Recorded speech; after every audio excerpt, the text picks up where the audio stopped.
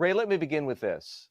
You've described the current environment in various ways as a non-market economy, as a political economy, as a new paradigm. Tell us more about the new paradigm. Well, I think there are three big forces that are at work that have not existed in our lifetimes before. And they are a long-term debt cycle. And we've reached the part of that cycle where interest rates are at zero and monetary policy is a major driver. What this looks like in a world where we're going to print a lot of money, monetize debt, and so on. There are three stages really in monetary policy. And the cycle that we are in, the whole world cycle, began in 1945. That was the beginning of the New World Order. 1944, we established the dollar as the world's reserve currency. It was connected to gold. And then until 1971, that broke up. And so there was an arc in which central banks have the capacity to produce demand by producing credit. Just sort of hit a button and poof, and demand rises because credit comes out. But when interest rates no longer are effective and hit zero, as they did in 2008, you go to a monetary policy, which I call monetary policy 2, which is the printing of money and the buying of financial assets. And with that, there was the implications of that. Lots of liquidity in the world, bidding up asset prices. And we had an environment which was very good for capitalism, corporate tax cuts. All of that caused asset prices to rise. And then, of course, it also contributes to the wealth gap. So this first influence, monetary policy, which I hope we'll talk about, the long-term debt cycle and monetary policy, is an overarching influence. It's important to understand where we are in that cycle.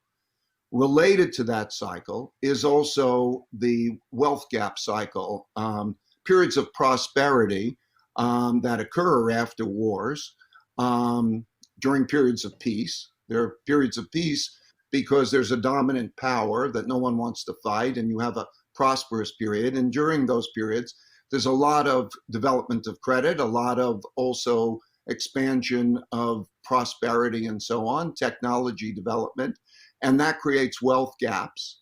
And those wealth gaps, and then along with those wealth gaps, values gaps and political gaps develop. So our wealth gap is now the largest since the 1930s.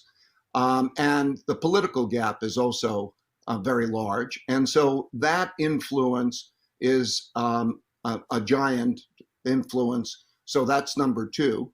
And then number three, as the major influence, is the rise of a great power to challenge the existing world leadership of the United States.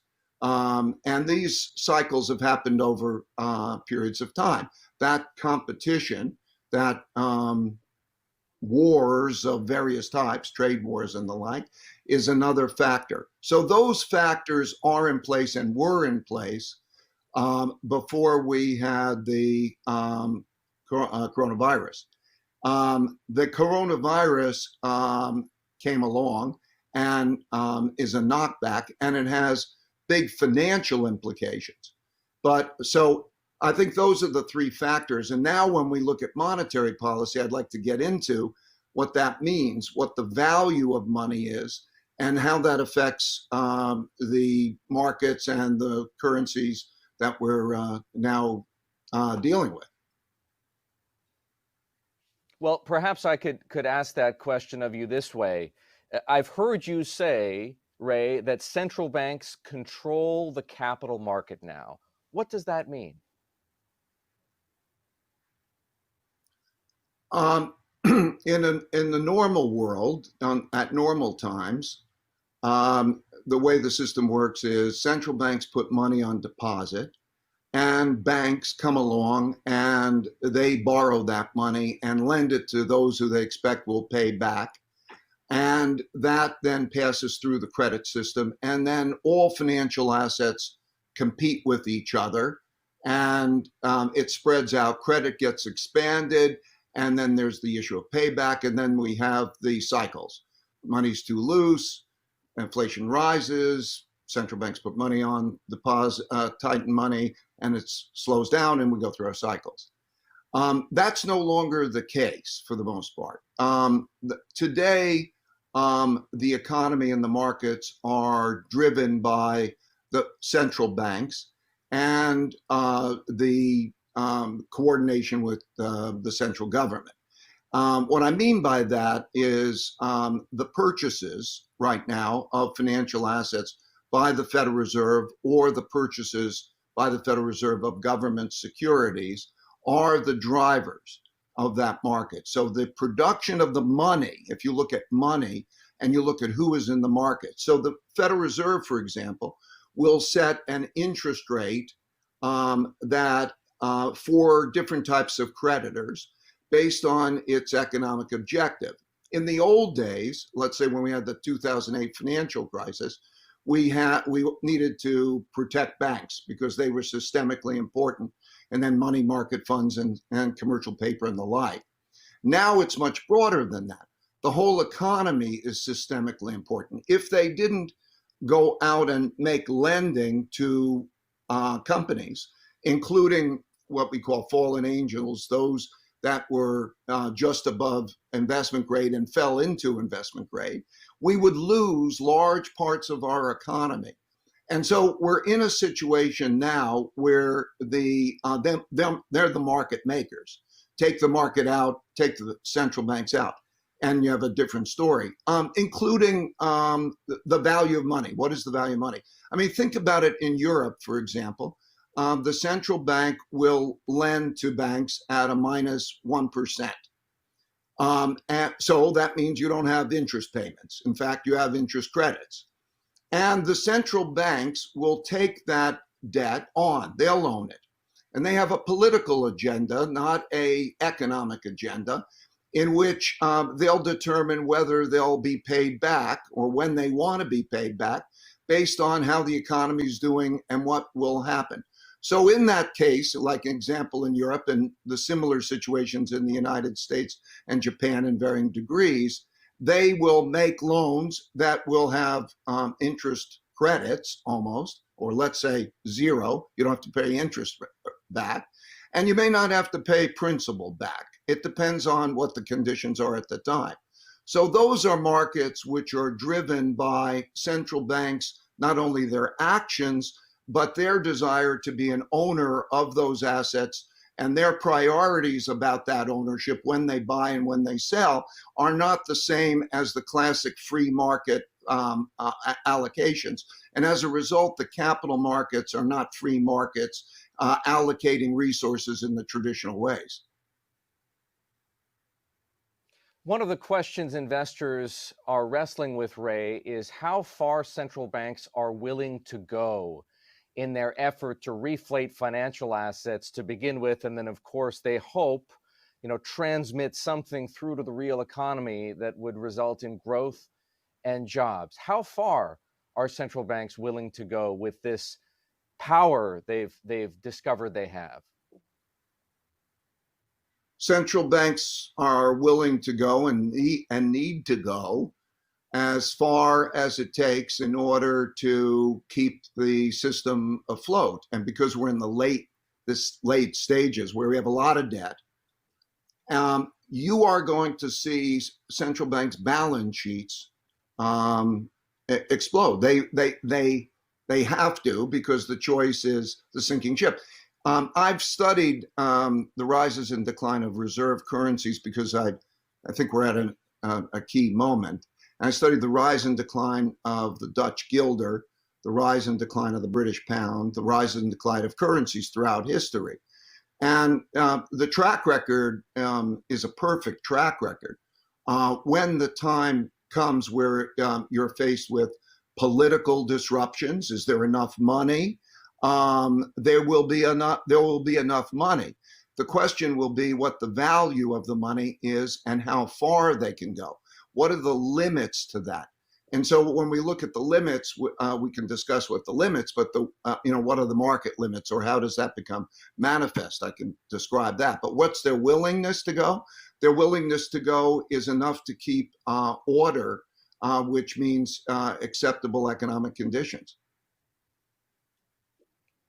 Well, before we get to limits, and that is a very important part of the conversation, let's stick to the intervening period, which is what we're at the beginning of right now. Ray, should investors stop worrying about things like PE ratios? Do traditional asset valuations apply in a capital market that, as you say, is effectively being run by central banks?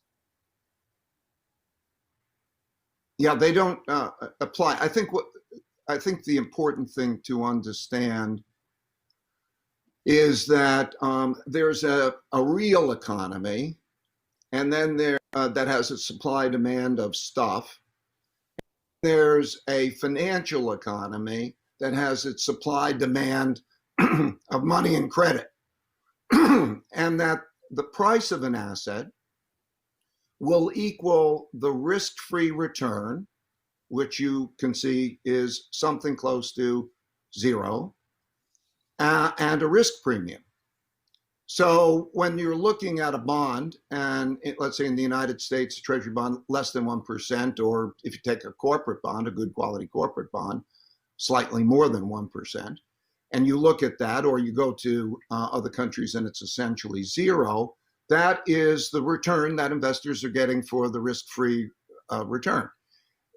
In terms of equities, you have to ask yourself, what will the premium be for equities?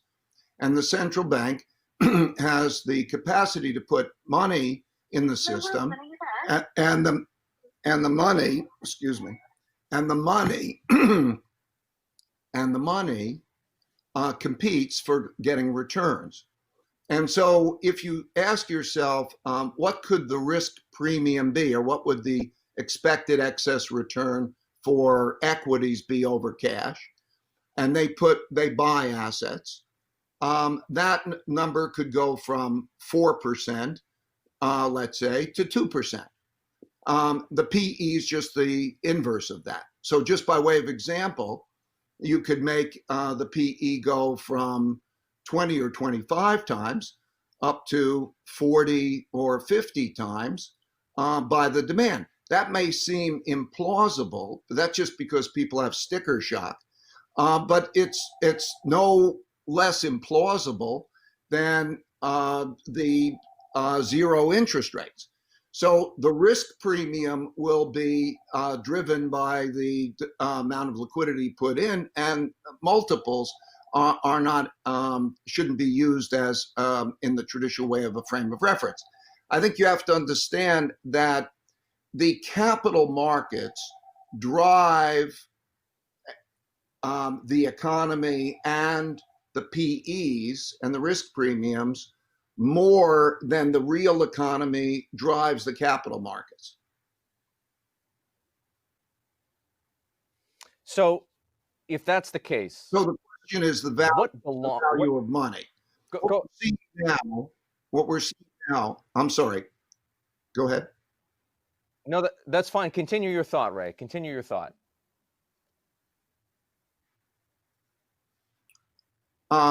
Think of it this way. You don't want cash because, and I don't think you want bonds because you get no interest rate.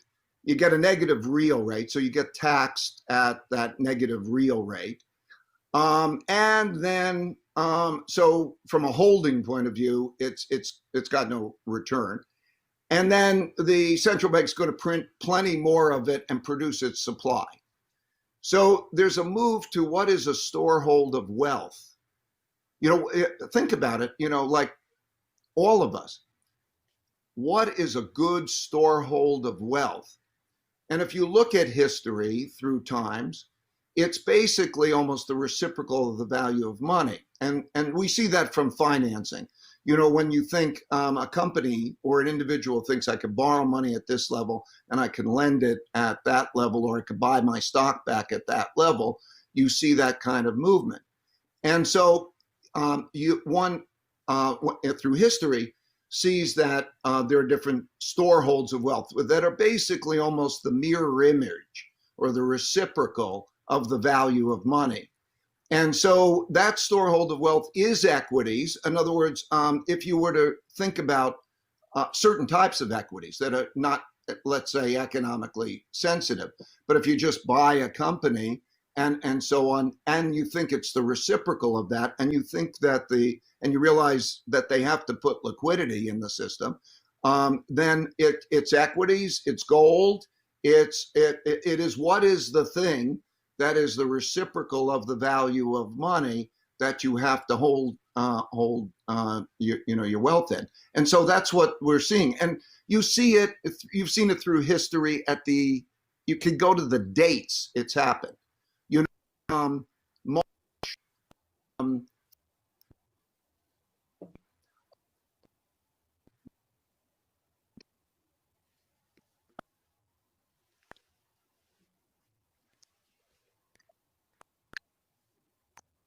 March, 1933.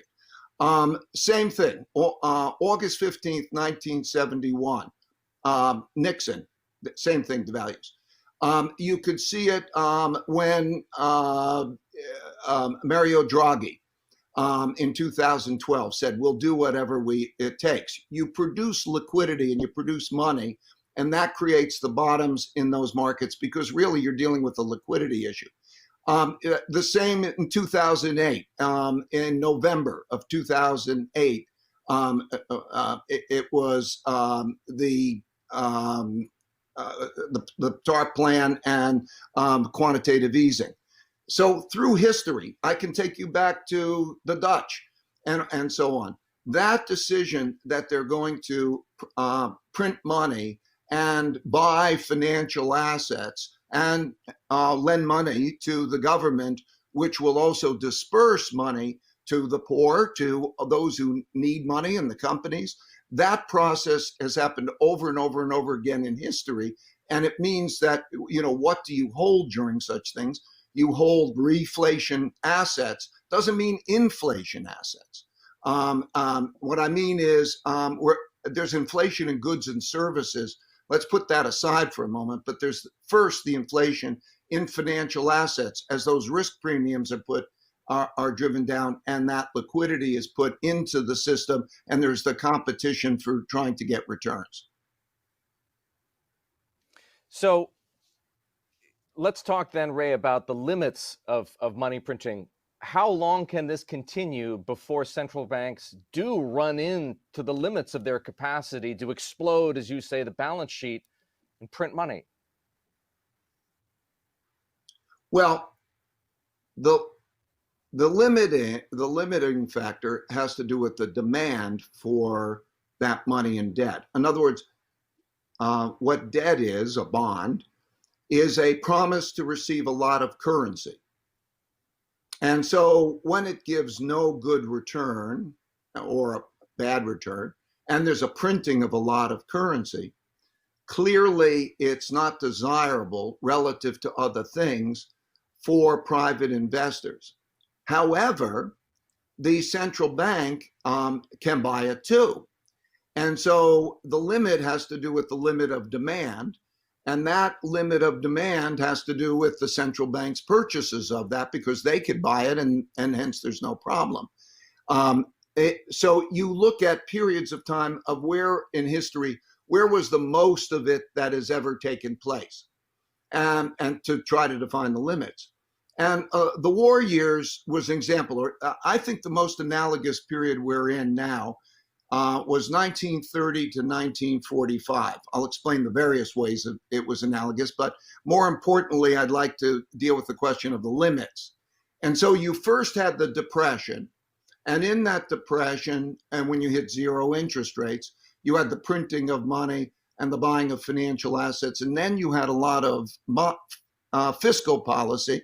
So programs that produce large deficits which then were monetized by more of that. And then you went into the war years, and the war years, very similar to now in terms of the need for a lot of money and credit, produced an enormous amount of money and credit, but it was managed by the central bank in a way where they were de facto taking that on, and it produced it was a good example of testing the limits of that. Now we went into periods where what is an alternative source of wealth, and as I say, it could be stocks, gold, it could be other assets, but those became the boundaries. What would happen in terms of this limit is if something transpired where the dollar as a reserve currency, the holders outside, made another market that was a better market. It could be gold, it could be stocks, but or it could be an alternative currency, like we in the earlier session, which I listened into, China as a reserve currency. There will need to be an alternative process. When that happens, and I think it will happen, it looks like a currency defense. What I mean by currency defense is if money leaves that asset, if those who are holding bonds don't want to hold the bonds because they have lousy returns and they're printing a lot of money and they want to go to something else, and that starts to accelerate, should that happen, then what that does is as money leaves, it puts the central bank in the position of having to decide whether it buys more bonds in order to fill in that gap, or it lets interest rates rise. Well, they can't let interest rates rise. There's too much debt, and then also interest rates rising means that the asset prices all go down, and it's too vulnerable. So like all currency defenses, what it means is that they then have to accommodate that. And the act of accommodating that in and of itself is a big problem. Should that happen, that would be terrible for the United States. Earlier, I heard about the discussion of the privilege. That's right. The United States dollar is a tremendous privilege, and we are certainly pushing the limits of that. And if we were to think that the dollar was to be any other currency because of us pushing the limits, if that were to happen, it would be probably the biggest disruptor, not only to the markets but to the whole world geopolitical system. So we're in a fiat monetary system. What I mean is, through history, throughout most history, there was gold. Let's say 1944, we create the Bretton Woods system linked to gold. The United States printed a lot of money and more claims on gold than there was gold. And in 1971, which wasn't very long ago, we couldn't meet those claims on gold because we had too many IOUs. So we had a devaluation. And the dollar as a world's monetary system or currency is critical. But it very much depends on the dollar, the United States competitiveness, and so on. So it's a longer term risk. As Nouriel was pointing out in the earlier session, one of the things that's been a prop for the dollar is the fact that there's a lot of dollar denominated debt. So what that means, it creates a demand for dollars. That debt will either be satisfied in some fashion or another because there'll be the dollars to produce it, or that debt will be defaulted on in one way or another. That's a whole other discussion we can get into if you want. But at that point, it'll reduce the limit, the desire, the short squeeze for dollars, which will serve to weaken the dollar at the same time. And also, as we look longer term, as Nouriel was pointing out, the squeeze, the politicalization of it, changes the nature of the capital flows, because we are in a situation where you can be squeezed. And so when you start to think about yes, if you're China and you're owed you're holding $1 trillion of treasuries, would you want to do that? Well, particularly, I mean, given the returns, given all that, and given the conflict. So this China piece is a important piece. I say there's three things. We're spending a lot of time discussing the monetary and debt cycle. The second is the what I'll call the gap, the wealth gap, and the values gap cycle. And then the third is China. So if we look at those things in combination, I think that's the best way to look at the whole picture. Ray, you've been fascinated and impressed by China for the past 3 decades. You started to go to China in 1984, and I'm sure it would be hard to count the number of times you've been there and the number of friends you've made there. As you well know, increasingly the West views China as the enemy. Do you think you'll ever, as an American, come to think of China as the enemy? How should we understand the situation? Well, I think we tend to think of sort of like good guys, bad guys, and rather than systems that are operating. We have a system, and they have a system, and we're sharing the world. You can have an enemy. It depends what you mean by the word enemy. You can have somebody on the opposite side of the chessboard who is an enemy, and you can approach that unemotionally. That's the party on the other side of the chessboard that's playing their hand the best way that they know, and the United States has to play its hand the best way it's known. And so I just look at it very sort of matter-of-factly in terms of what the systems are like and what the cultures are like too, to affect that dynamic. And so it's true throughout history. There's Graham Allison wrote the book The Thucydides Trap, in which he referred to the fact that over the last 500 years, there have been 16 times that there have been rising power challenging existing power, and in 12 of those they got into shooting wars. But there's certainly competitions that are in the world that we live in are not like inside competitions and according to rules. They're brutal competitions in terms of playing the game. And so we have whatever you want to call that relationship, a relationship in which China is growing, becoming powerful, playing the game in the best way it knows how. We have a different system. We're playing the game the best way that we know how. And my main issue is, how well are we playing the game?